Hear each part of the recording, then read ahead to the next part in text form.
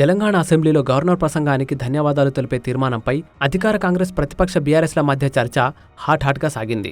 Speaker గడ్డం ప్రసాద్ కుమార్ ముందుగా కాంగ్రెస్ ఎమ్మెల్యేలు రామ్మోహన్ రెడ్డి, ఎమ్మెల్యే వివేక్కి మాట్లాడే అవకాశం ఇచ్చారు. అనంతరం బీఆర్ఎస్ ఎమ్మెల్యే కేటీఆర్ మాట్లాడుతూ గవర్నర్ ప్రసంగమంతా తప్పుల తడకగా ఉందని, వాస్తవాలకు భిన్నంగా ఉందని ఆరోపించారు.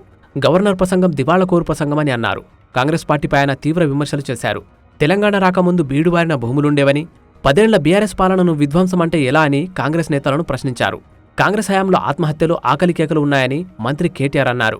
నల్గొండలో ఫ్లోరైడ్ బాధలు, దేవరకొండలో పసిపిల్లల అమ్మకాలు ఉండేవన్నారు. గవర్నర్ ప్రసంగం పూర్తిగా అసత్యాలు, అభూత కల్పనలు, తప్పుల తడక అని చెప్పడానికి నేను బాధపడతా ఉన్నా. ఇట్లాంటి గవర్నర్ ప్రసంగం వినడానికి ఒక సభ్యుడిగా సిగ్గుపడతా ఉన్నా. అధ్యక్ష, ఘనత వహించిన వీరి ప్రభుత్వంలో ఎట్లుండే అధ్యక్ష? పడావుబడ్డ భూములు, పాడుబడ్డ ఇండ్లు, ఆకలి కేకలు, ఆత్మహత్యలు. దీనికి CM Revanth Reddy strong counter ఇచ్చారు. తన రిప్లై గురించి బీఆర్ఎస్ తహతహలాడుతోందన్నారు. తమకు ఇంకా 5 ఏళ్ల సమయం ఉందని, బీఆర్ఎస్ హయాంలో ఏం జరిగిందో లెక్కలతో సహా చెప్తామన్నారు. కేసీఆర్కు రాజకీయ అవకాశం ఇచ్చిందే కాంగ్రెస్ పార్టీ అని తెలిపారు. కేసీఆర్ను యూత్ కాంగ్రెస్ అధ్యక్షుడిని చేసిందే కాంగ్రెస్ పార్టీ అన్నారు. కొంతమంది ఎన్ఆర్ఐలకు ప్రజాస్వామ్య స్ఫూర్తి అంటే అర్థం తెలియట్లేదు, మనం ప్రయత్నం చేసినా కూడా వారు తెలుసుకోలేరని అన్నారు.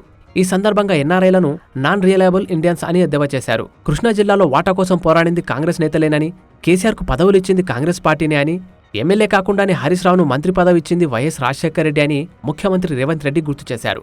మేనేజ్మెంట్ కోటాలో కేటీఆర్ అసెంబ్లీకి వచ్చారన్నారు. కొంతమంది ఎన్ఆర్ఐస్కి ప్రజాస్వామిక స్ఫూర్తి అర్థము, అవగాహన కాదు.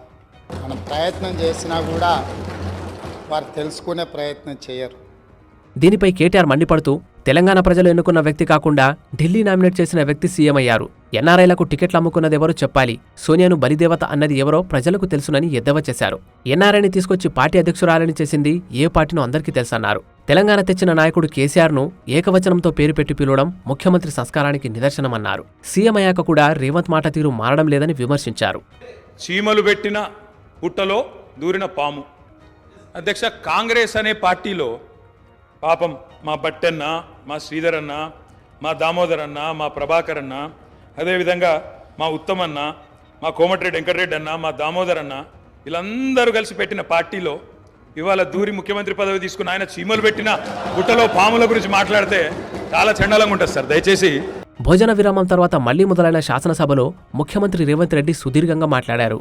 గత ప్రభుత్వంలో ఇసుక దందా, డ్రగ్స్ దందా కొనసాగిందని విమర్శించారు.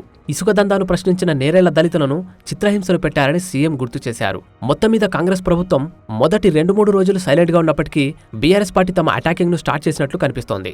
మరో 3 నెలల్లో లోక్సభ ఎన్నికలు రాబోతుండటంతో దూకుడు పెంచాలని భావిస్తున్నట్లు తెలుస్తోంది. శాసనసభ ప్రారంభంలోనే అధికార ప్రతిపక్ష పార్టీల వ్యవహార శైలి ఈ విధంగా ఉంటే మున్ముందు ఎలా ఉంటుందోనని ప్రజలు చర్చించుకుంటున్నారు.